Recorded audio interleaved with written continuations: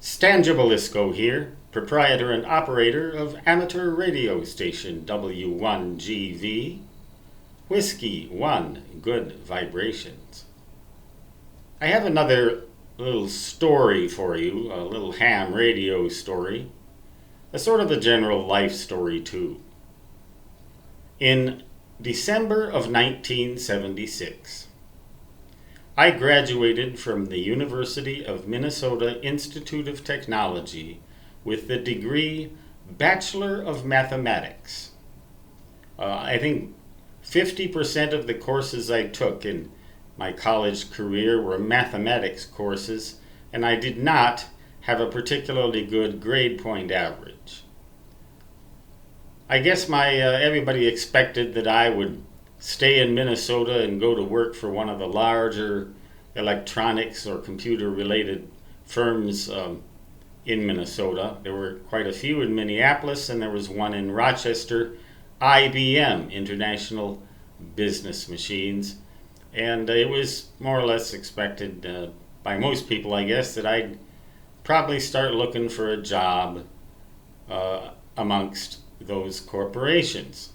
But I happened to see an ad in the QST ham ads, they called them. I don't know if they still have those in the back of QST. I'm sure they do. I don't know if they still call them ham ads. But I saw, maybe it wasn't the ham ads, but it was somewhere in QST around that time that I noticed that American Radio Relay League ARRL headquarters was looking for a W1AW operator, and I thought, wow, a ham radio operator's dream job, huh?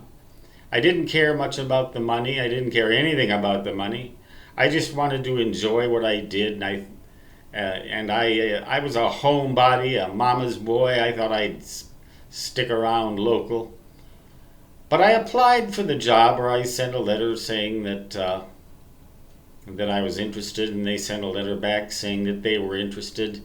George Hart, W1NJM, Hart, H-A-R-T, Whiskey 1 November, Juliet Mike was the communications manager at ARRL headquarters, and he invited me to come out and he showed me around.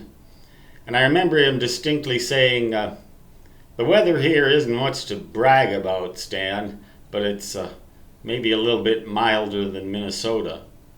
Well, milder if you mean temperature-wise, yes. If you mean snowstorm-wise, well, not necessarily. But anyway, in February of 1977,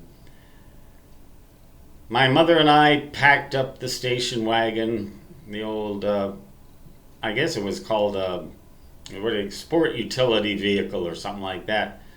Drove it on out to Connecticut. I found a place in Farmington with two other hams renting a house in a town called Farmington, Connecticut, near Newington, where the headquarters was, and I took the job in February of 1977. We each had our stations, each of the three of us ham radio operators, the Home for Wayward Hams, it was called. It was on a large tract of land. It was surprising that the rent could be so low in a town that wealthy on a tract of land that large, but it was, and we lived, of course, like bachelors live. We cleaned our house maybe once a year, whether it needed it or not, huh? But anyway, we weren't interested in living in a clean house so much as we were in having good ham radio stations. My hours at W1AW were kind of weird.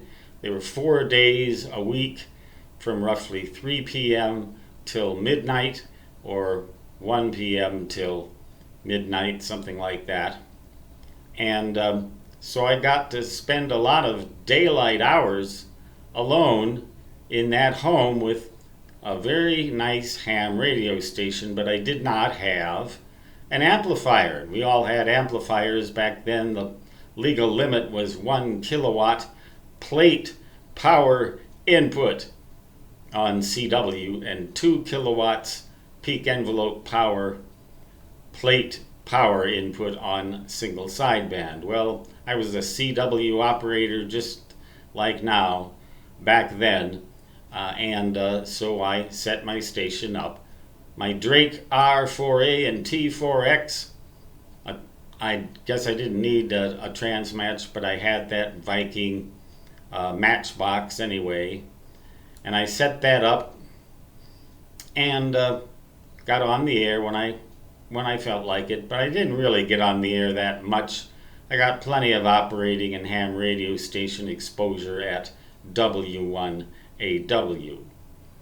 But and I had summer days off, and I went down to the beaches there oftentimes, but more often just to the local swimming pool, the YMCA in New Britain in the winter.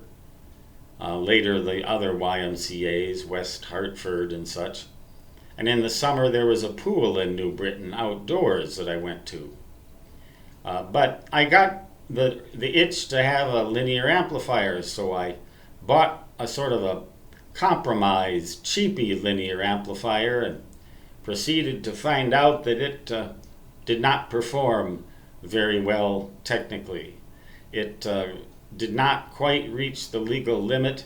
It strained to do it, to reach the power level that it did have, I think 700 watts or 900 watts, something like that. And it had spurious oscillations and a lot of other problems, and I wrote an impassioned letter to the manufacturer, basically telling them that the equipment was a piece of rubbish. Well, they didn't answer that. But I finally decided if you're going to do it, you're going to do it right. And I bought a Drake L4B linear amplifier with two 3-500Z, as in Zulu, vacuum tubes in a grounded grid configuration for the final amplifier. And that thing was really a dream amplifier. It could loaf at 1 kilowatt plate power input, key down. It could loaf on radio teletype, but of course I was a CW operator. That thing didn't even have to work in order to achieve that power level, and it was a joy to use. Praise to the old vacuum tubes. They still worked fine, and I'm sure there are plenty of amplifiers that in use today that use a pair of 3-500 Zulu vacuum tubes for the final amplifier. Sure, I don't know if they, with the 1500 watts output specification now, I doubt that they would work 100% duty cycle on CW, but they'd probably work 50%, I don't know.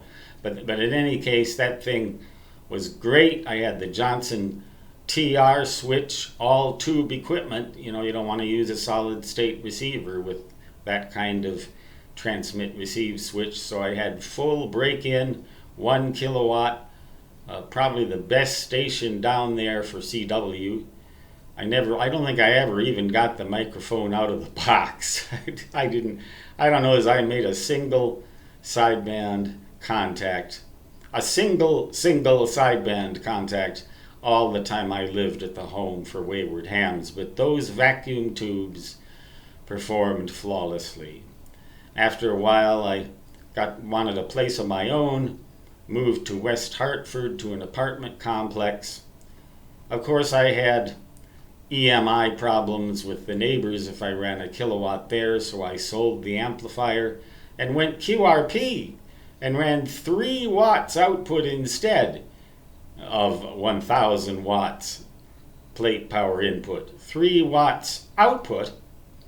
And Jim Bartlett, a good friend of mine who worked in the editorial department, I switched over to the editorial department after a while, and it was actually called the technical department, served as a QST editor until May of 1979, had a little 10-meter 3-element Yagi on the roof that my landlord let me put up there, and worked New Zealand 579 with 3 watts on CW 3 watts on 10 meters, the magic band. A lot of stories from that time.